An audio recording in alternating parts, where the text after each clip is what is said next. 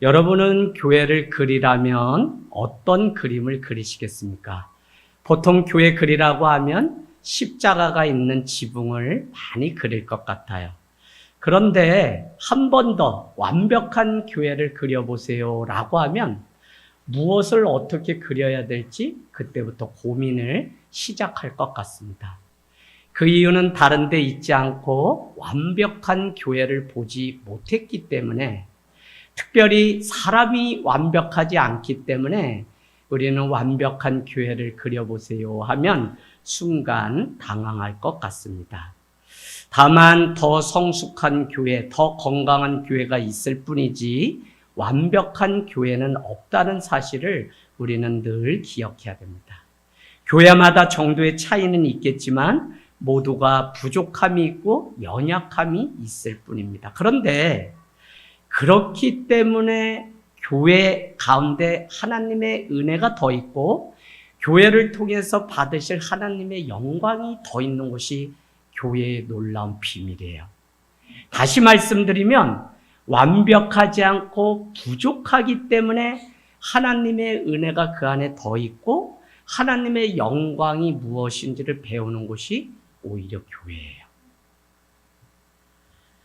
사도 바울처럼 우리도 우리의 약함이 자랑이 될 수 있는 곳이 교회고, 우리의 약함을 통해서 능력의 하나님을 온전히 경험할 수 있는 곳이 교회라고 하는 사실을 생각하면 약함이 오히려 하나님의 강함을 배우고 우리의 부족함이, 교회의 완벽하지 못함이 오히려 하나님의 은혜가 무엇인지를 비로소 배우는 것이 교회의 놀라운 신비예요.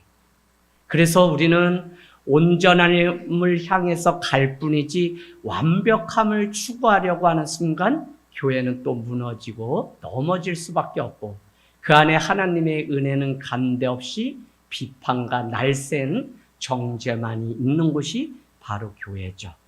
그래서 우리는 늘 더 성장할 수 있고 더 회복될 수 있고 주님 안에서 더 나은 교회가 되기 위해서 날마다 수고를 아끼지 않는데, 그 이유는 우리가 지난주 보았던 말씀처럼 사도 바울이 뭐라고 얘기하냐면 하늘과 땅의 모든 족속에게 주신 이름, 그 아버지의 이름을 우리에게 주셔서 첫 번째 기도가 뭐였죠?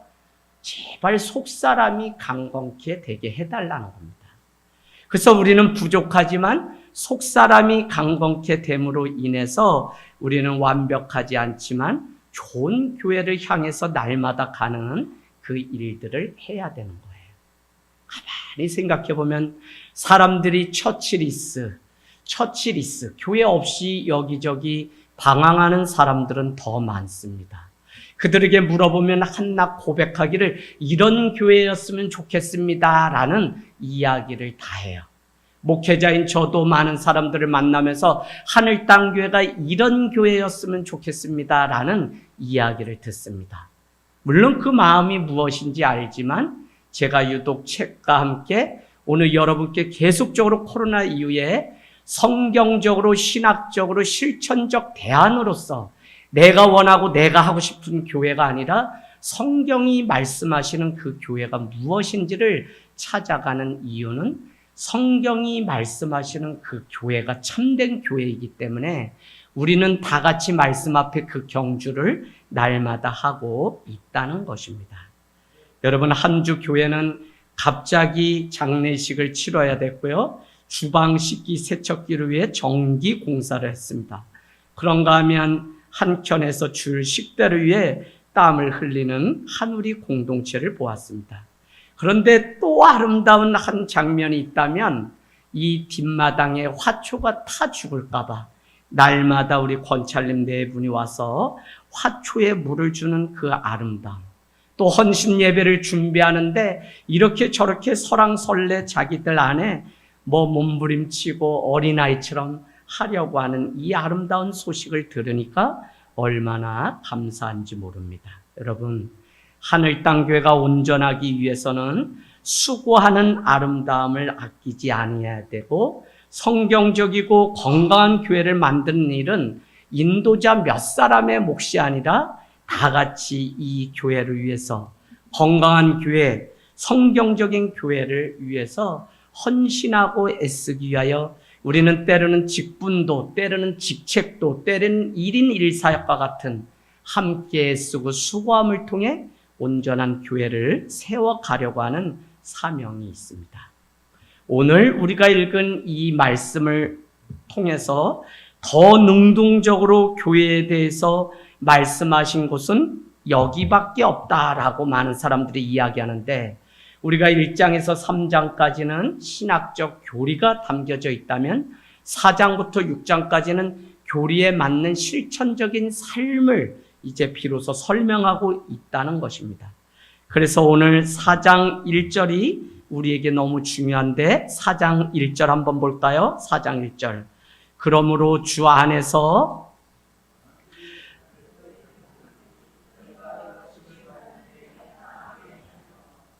그 맨 앞에 여러분은 그러므로라고 하는 그 말씀에 표시를 해 놓으시면 1장에서 3장 전반부를 말씀하시고 비로소 후반부를 결론을 이제 말씀하시는구나 라는 것을 우리는 눈치챌 수 있습니다.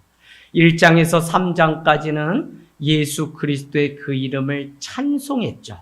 그런가 하면 구원을 우리에게 주신 그 일에 대해서 우리는 새로운 신분을 갖게 되었다. 너희가 전에는 죄와 허물로 죽을 수밖에 없는 자녀고 진노상 진노의 자녀였는데 이제는 예수 그리스도의 피로 말미암아 하나님과 함께 가까이 가게 되어서 너희는 하늘의 기업을 상속받은 자고 하나님의 풍성한 기업에 참여하는 자가 되었다고 우리의 신분이 바뀐 것을 설명하고 있습니다. 그런가 하면 4장부터는 그 원리에 따라서 어떻게 교회가 살아가야 되는지를 가르쳐 주죠. 마치 하나님이 교회와 성도를 향해서 하시고자 하신 일을 3장까지 알려주셨다면 이제 무엇을 해야 할지를 우리에게 가르쳐 주는 것이 4장부터예요. 그래서 4장이 너희가 힘써 성령이 하나 되게 하신 것을 힘써 지키라 라고 하는 이 본문은, 이 구절은 가벼운 것이 아니라 성도가 힘써서 반드시 지켜내야 되는 그것이 무엇이냐? 하나됨이라는 것입니다.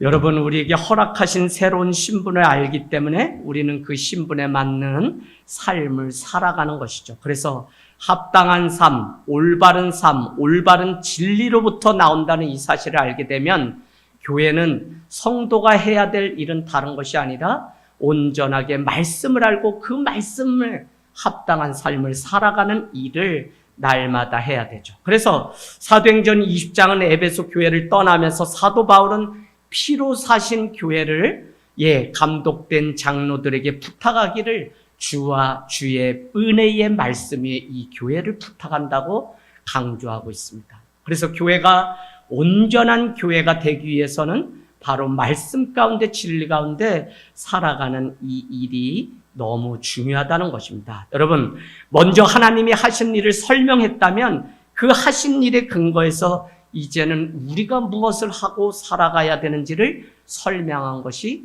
4장부터예요. 그러므로 이제 우리가 어떻게 살아가야 될지 말씀하고 있는 것입니다. 풍성한 구원을 입은 하나님의 백성의 새로운 신분을 얻었다면 그러므로 이제 우리가 어떻게 살아가야 온전한 교회가 되는지를 우리에게 가르쳐주고 있는 것이죠. 그것을 이렇게 얘기합니다. 여러분 보세요. 너희가 부르심을 받은 일이라고 얘기합니다. 우리 각 사람과 교회에게 주신 그 사명의 첫 번째는 무엇이냐면 너희가 부르심을 받은 그 일을 감당하라는 거예요. 너가 하고 싶은 그 일이 아니라 하나님이 우리의 신분, 존재를 바꿔놓았기 때문에 하나님이 우리에게 부르심에 합당한 일을 맡겨주셨는데 그 일을 할 때 교회는 건강한 교회가 될 수 있다는 것입니다. 우리가 부르심을 받았기에 그 은혜를 누리는 것은 너무나 당연합니다. 그 은혜를 누리는 우리가 어떻게 해야 한다고 성경은 말씀하냐면 부르심에 합당하게 해야 된다는 거예요. 합당이라고 하는 단어가 너무 중요합니다. 부르심에 합당하게 행하는 것을 삶으로 보여줬던 사람이 사도 바울이죠. 그래서 그는 복음의 부르심에 합당한 삶을 위해서 다시 1장 1절과 같이 뭐라고 얘기하냐면 예수 그리스도를 위하여 갇힌 자가 바로 자기 바울이라고 이야기합니다. 믿는 자가 생명의 위협이 오고 복음을 전하다 갇히게 될지라도 본인에게는 반드시 사명이 있다는 거예요. 여러분, 이 사명을 점점 더 우리가 크게 여길 때만이 교회가 교회되지, 이제는 이러저런 일들로 인해서 예배하고 싶어도 예배하지 못하는 일들이 우리 가운데 점점 더 많아지는 것이 이 땅에서의 또 삶이잖아요. 지금 우리가 갇힌 자 되었지만 바울은 오히려 더 간절한 소원을 가지고 에베소 교회를 향해 처음 행위와 처음 사랑을 그들이 잘 지켜서 진리 가운데 믿음으로 살아낼 것을 우리에게 강조하고 있습니다. 우리를 향한 하나님의 부르심을 한번 생각해 보십시오. 어떤 존재든지 하나님의 부르심 밖에 있는 존재는 없습니다. 우리가 오늘 이 교회에 오고 이 땅에 태어나서 생일을 맞이하는 모든 일, 그러나 마지막 하나님이 이 땅을 끊고 작별하는 또 부르심이 있는데 그 모든 부르심에는 하나님이 하시고자 하시는 일들이 있다는 것입니다. 근데 문제는 그 부르심 앞에 가게 되는데 영원한 형벌이 기다리고 있다는 것이 문제죠.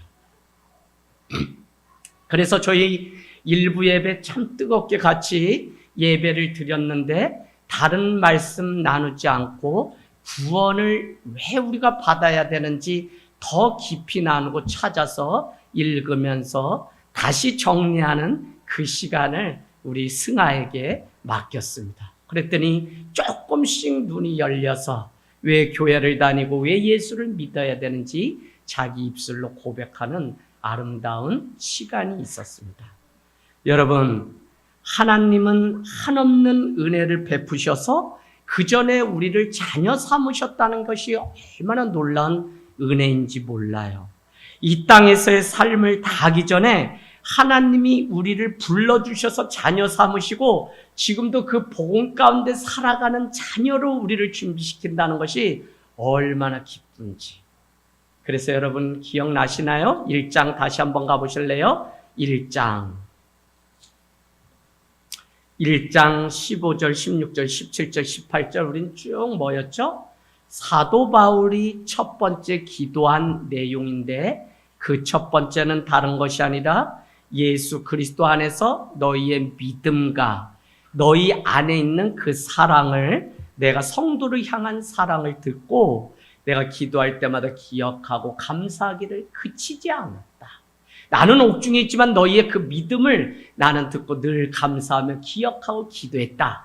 그 첫 번째 기도 내용이 무엇이었냐면 계시와 지혜의 영을 알게 해달라는 게 오늘 17절. 그 다음에 18절은 무엇이었죠? 마음의 문을 열어서 풍성한 하나님의 그 기업, 부르심의 그 소망이 무엇인지 알게 해달라는 게 18절. 19절은 무엇이에요? 우리에게 능력을 베푸시는 분이 하나님이심을, 더 큰 능력을 베푸시는 분이 하나님이심을 알게 해달라는 거였어요.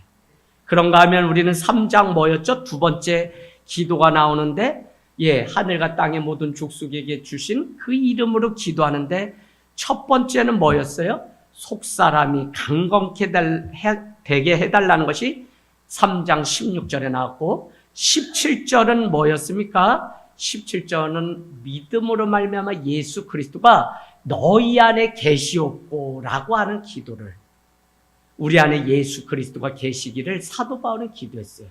그런가 하면 세 번째는 무엇이었죠?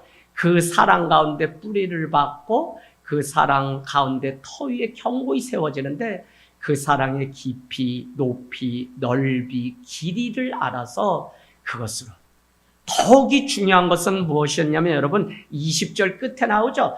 넘치도록, 너희 생각과 너희 기도보다 더 넘치도록 일하시는 그 하나님을 알고 그분 안에 사는 그것이 사도 바울이 에베소 교회를 향한 마지막 기도였다는 것입니다.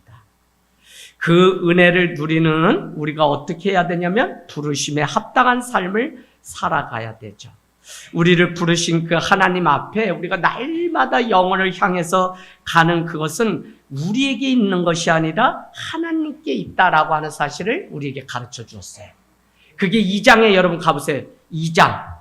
여러분 말씀 쫓아가셔야 돼. 2장 4절. 구원의 근거는 긍휼이 많으신 하나님이시기 때문에 우리를 구원해 주셨다. 다른 거 없어요.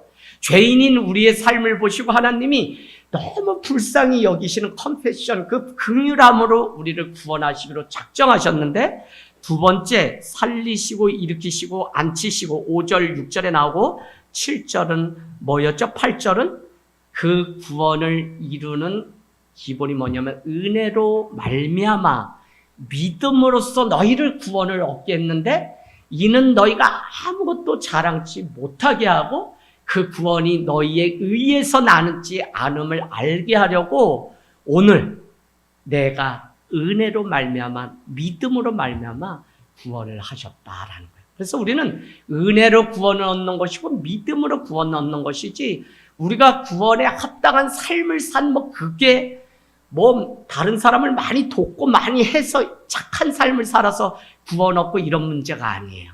주님은 우리를 긍휼히 여기셔서 은혜로 우리를 구원하시기로 했고, 그러면 오늘 4장부터는 뭔 얘기예요? 구원을 받은 백성으로, 신분이 바뀐 백성으로 합당한 삶을 살아가라고 하는 거죠.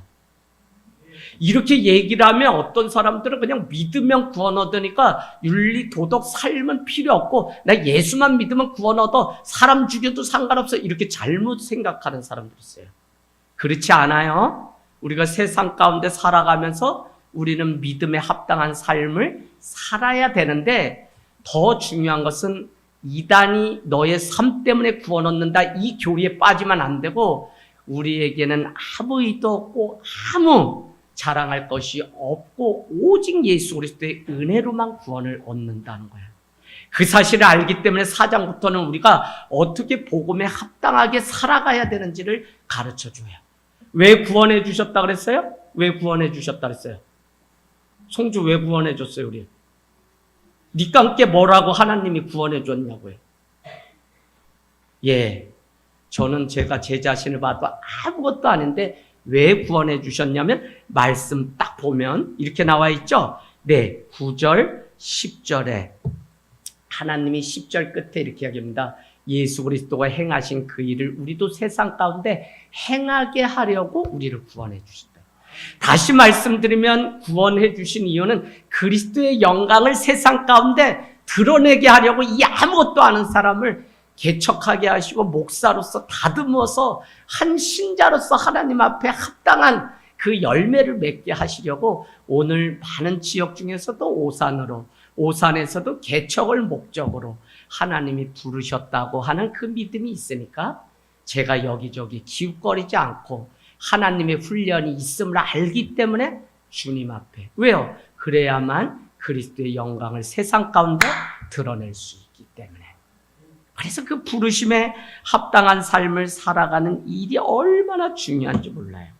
하나님의 은혜로 우리가 그러한 부르심을 받은 자가 되었는데, 하늘에 속한 모든 신령한 복을 우리에게 주시고 그 은혜를 누리도록 새로운 신분으로 우리를 부르셨는데, 저는 이 사실이 너무 우리에게 감격이 되고 감복이 돼요.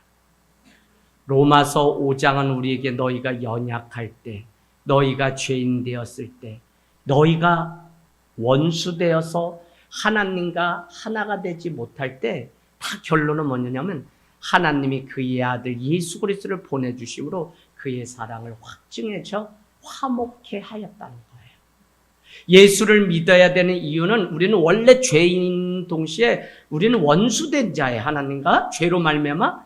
그런데 하나님이 아들 예수 그리스도를 피 흘림으로 인해서 하나님과 이제는 화목해 하게 되었다는 거예요.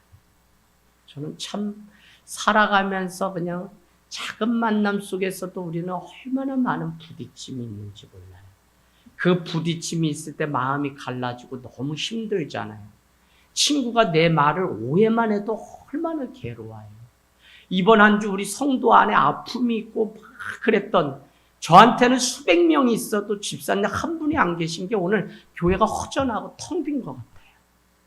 그런 상황 속에 우리가 살아가는데도 놓치지 말아야 될 게 뭐냐면 그런 삶에도 예수 그리스도의 영광을 드러내려고 우리에게 하시는 하나님의 계획이 있다는 거예요. 그러면 신자는 내 삶의 환경에 매여서 우리가 죽고 그냥 아무것도 안 하는 자가 아니라 내 상황은 어렵고 힘들지만 그 가운데서도 주의 영광을 드러내기 위해서 몸부림치는 게 그게 믿음이고 그게 신앙이에요. 왜 그래요? 세상의 짐보다 하나님이 우리에게 짊어주시고 마지막에 주실 그 영광의 무게가 더 크음을 우리가 알기 때문에 우리는 환난 뒤에 있는 그 소망과 그것을 알기 때문에 오늘 인내하고 기뻐하며 나갈 수 있어요. 이것을 주님은 로마서 5장 4절에 그것을 부끄럽게 하지 않으려고 성령으로 말미암아 우리에게 그의 사랑을 부어주셨다는 거예요. 그 사랑은 무엇이냐면 환난이나 적신이나 기근이나 두려움이나 죽음까지도 끊어버리고 승리하게 하는 게 예수 그리스도의 사랑. 그 사랑을 입으면 우리가 승리하죠. 참, 이 사랑을 아는 이것이 하늘의 소망을 두고 산다는 게 얼마나 귀한지. 여러분 합당하게에 그렇게 표시해 놓으실래요? 합당하게는 저울의 균형 이렇게 써 놓으시면 돼요. 저울의 균형. 복음을 믿고 새로운 신분이 됐으니까 복음에 합당한 삶을 살라고 이제 오늘 사도 바울이 옥중에서 얘기하는데 합당하다라고 하는 그게 뭐냐면 저울이 있잖아요. 왼쪽과 오른쪽이 있는데 이게 균형을 맞추는 게 합당한 삶이에요. 다시 말씀드리면 우리의 신분이 하나님의 자녀가 되었다는 분명한 구원의 새로운 신분이 있잖아요. 그러면 이 신분에 걸맞는 삶을 살아서 균형추를 맞추는 게 이게 합당한 삶이에요. 이게 왜 중요하냐면 하나님이 나를 자녀 삼으신 거 아는 사람, 모르는 사람, 아는데 살지 않는 사람.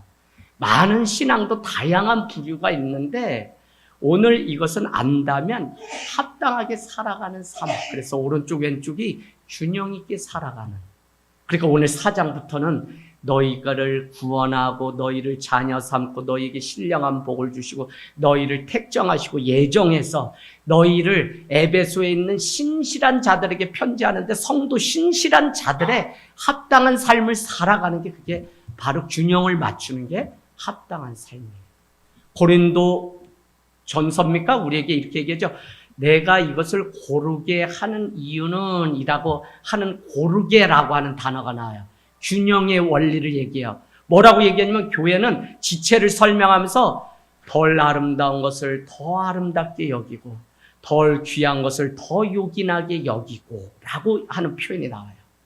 왜 그렇게 요긴하지 않은 자를 더 요긴하게 여기고 아름답지 않은 자를 더 아름답게 여기라고 하냐면 교회 하나님의 몸은 고르게 균형을 맞추고 합당하게 해야만 하나가 될 수 있기 때문에 그래요. 이게 참 어려워요. 자, 그래서 날마다 우리가 주님이 우리를 위해서 품삯을 지불했기 때문에 받은 품삯에 합당한 삶을 사는 것이 받은 품값만큼 사는 삶이 그게 우리한테 너무 중요한데 하나님이 그 아들 예수 그리스도를 주셨어요. 싹을 지불했어요. 그러면 우리는 그 받은 지불한 싹에 맞는 삶을 살아내는 게 바로 합당한 삶이라고요. 백조의 희생을 했는데 예수님이 100조짜리인데 우리 성도의 삶이 10만 원짜리의 삶을 살지 않으면 그건 합당한 삶이 되지 않아요. 그래서 오늘 복음의 합당한 삶. 요게 가볍지가 않아요. 요걸 어디에 또 얘기하냐면 갈레필, 빌립보서 한번 가보실래요? 빌립보서, 합당한 삶. 네.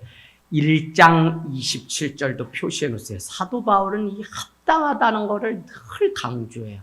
말만 해. 내가 예수 믿는다. 내 안에 복음이 있다. 이거 자랑하는 그게 아니라 그거에 합당한 삶까지를 강조하는데 1장 27절 오직 너희는 그리스도의 복음에 어떻게 해요? 합당하게 생활하라. 이는 내가 너희에게 가부나 떠나 있으나 너희가 한 마음으로 서서 한 뜻으로 복음의 신앙을 위하여 협력하는 것과라고 합당한 삶을 강조하고 있습니다.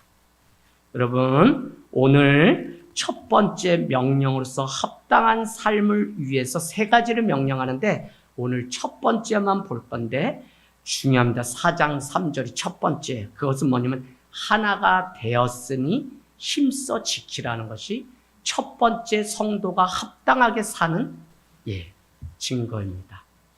다시 말씀드릴게요. 합당한 삶을 이제 살아가야 되는데 그 첫 번째 명령이 뭐냐면 합당한 삶은 하나가 되도록 힘써 지키라는 거예요.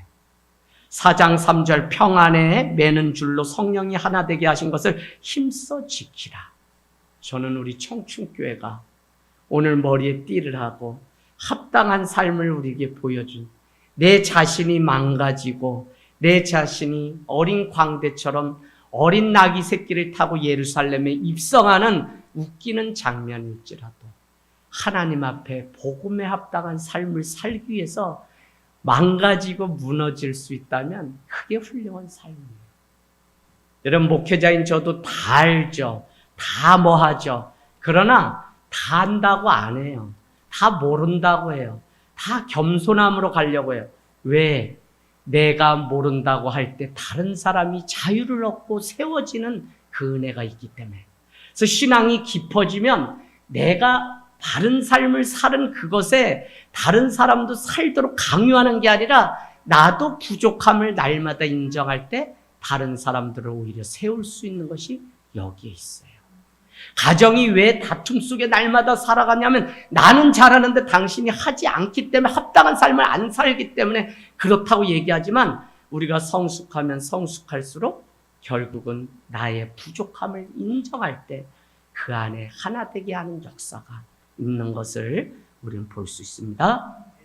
자, 성령이 우리를 하나 되게 하셨죠? 우리는 그 하나됨을 지켜야 되는데 성부, 성자, 성령 안에서 한 세례, 한 말씀, 한 몸을 이루고 살아가는 우리는 하나됨, 이게 교회라는 거예요. 그래서 이 하나됨을 지키기 위해서는 엄청난 노력이 필요하지 그냥 교회 다닌다 그래서 하나됨이 되질 않아요. 많은 분들 중에 교회를 가면 사랑이 많기 때문에 내가 그냥 거기 가면 그냥 성도가 되고 어울려서 그냥 당당하게 이렇게 된다고 생각하지만 아니요. 거기까지 가는데도 성도로서 하나 되기 위한 수고를 아끼지 않는 일들. 그게 하늘땅교회는 최소한의 1인 1사역. 주님의 몸된 교회를 위해서. 그래서 여러분 직분과 직책을 가볍게 여기지 마시고 합당한 삶을 위해서 특별히 아까 합당이 뭐예요? 균형추를 맞추는 건데 그 일을 위해서 안내팀도 필요하고 봉사도 전도팀도 식사주방도 1인 1사역도 다 그래서 교회는 거기에 걸맞게 1인 1사역까지 온 것이기 때문에 내가 이 일을 가볍게 여기고 그 일을 하찮게 여기면 우리 교회는 계속 한쪽으로 기울어서 누구만 하고 누구는 안 하는 기울어진 운동장이 돼요. 이게 내 삶에 합당하지 않음으로 인해서 손님 같은 이 신앙으로 말미암아 교회가 오히려 넘어져요. 할 수 없어요. 목사님 저는 할 게 없어요가 아니라 가장 하나님 앞에 드릴 수 있는 게 뭐냐면 기도예요. 기도. 제 이 권사님들이 건강도 안 돼요. 물질도 없어요. 이때 이제 하늘땅교회 만나가지고 방해되는 것 같은데 목사님 집 앞에 교회 갈게요. 이러고 저한테 말씀하실 때가 있어요. 아니요 권사님.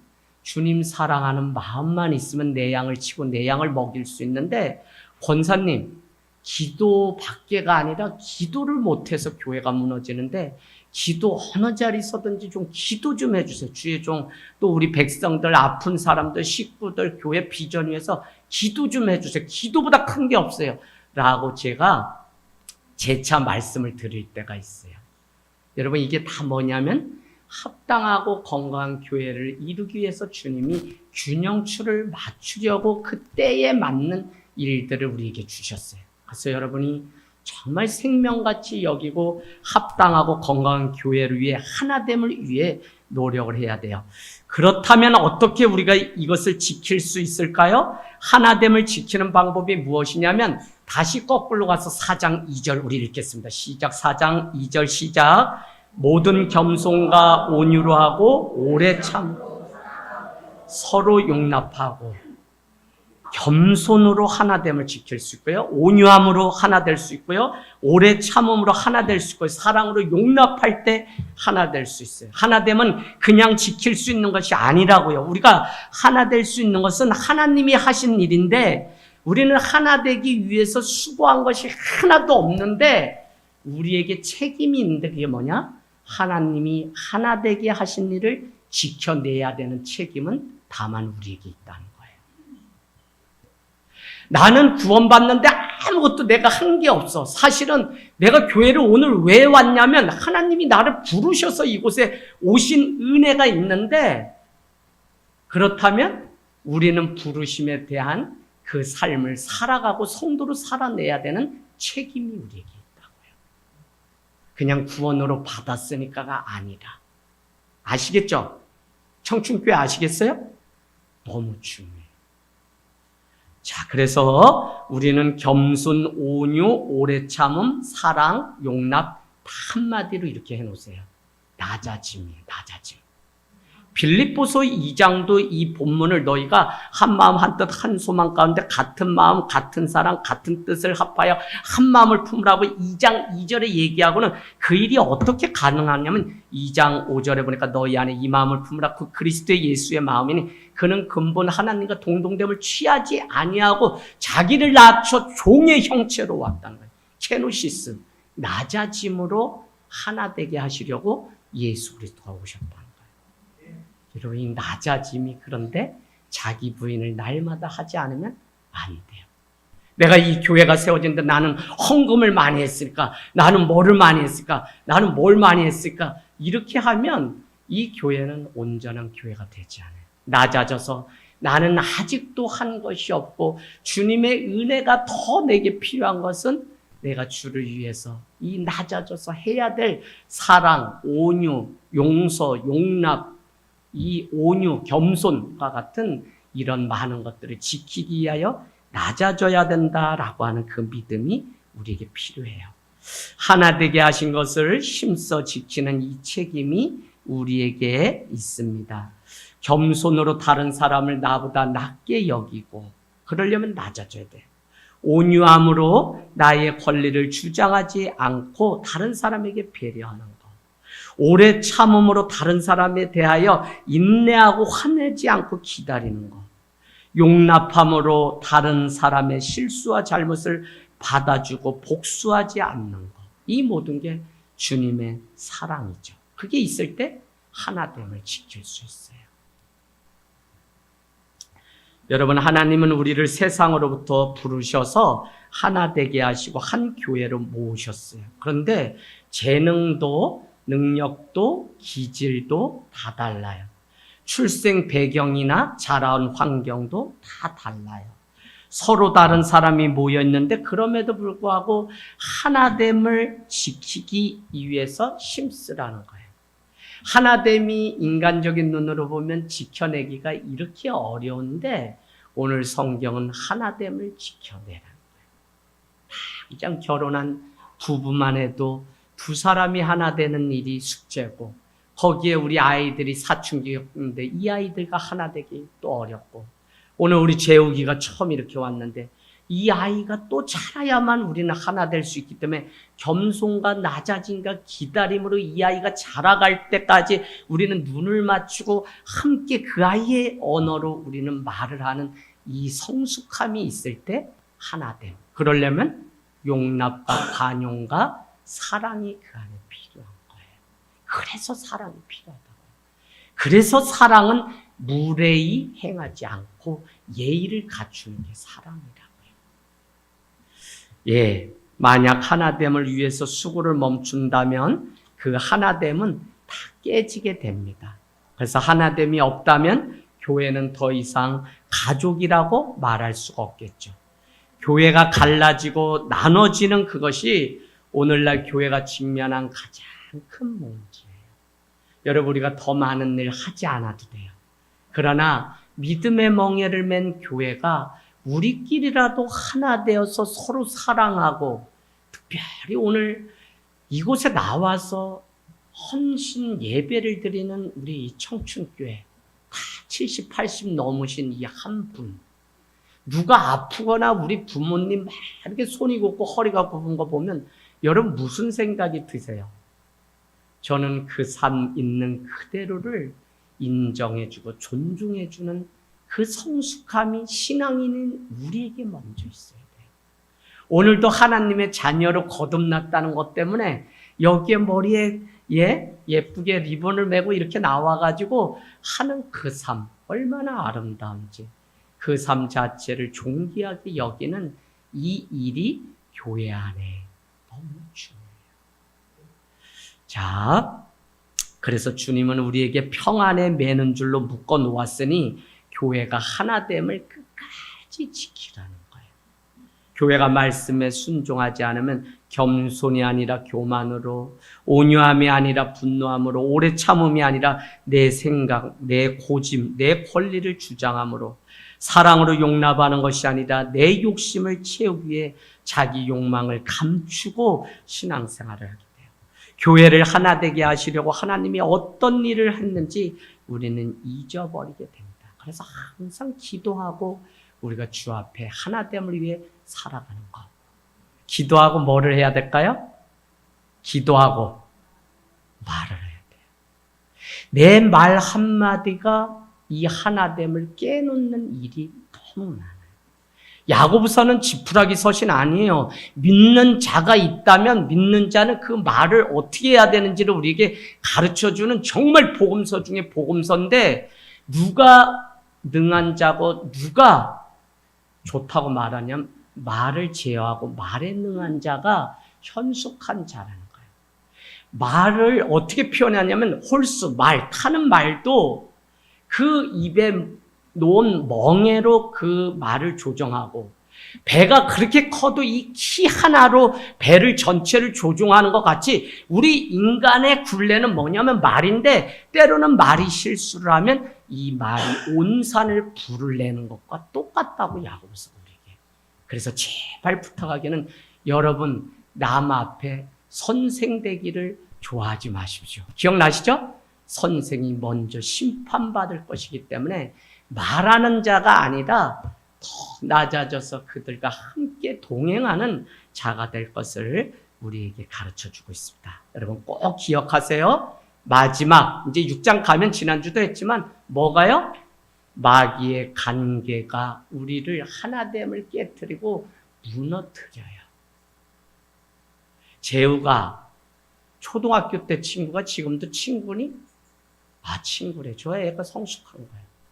근데 살아보면 점점 하나됨이 다 깨지게 하는 일들이 많기 때문에, 뭐 가정이 깨지는 일뿐만 아니라 사회 안에서도 나도 한 회사의 일원이었지만 무슨 문제로 그냥 오해로 또 떠나고 하는 많은 일들이 우리 안에 생기는 것을 보면 하나됨을 지켜내지 못하게 하는 것이 사단의 작전이에요.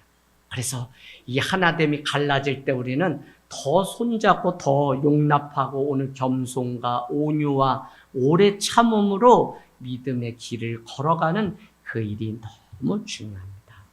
여러분 우리는 가족이고요. 하나입니다. 싸움의 대상이 우리 안에 있지 않고 마귀와 악한 영들과 우리는 싸워야 됩니다.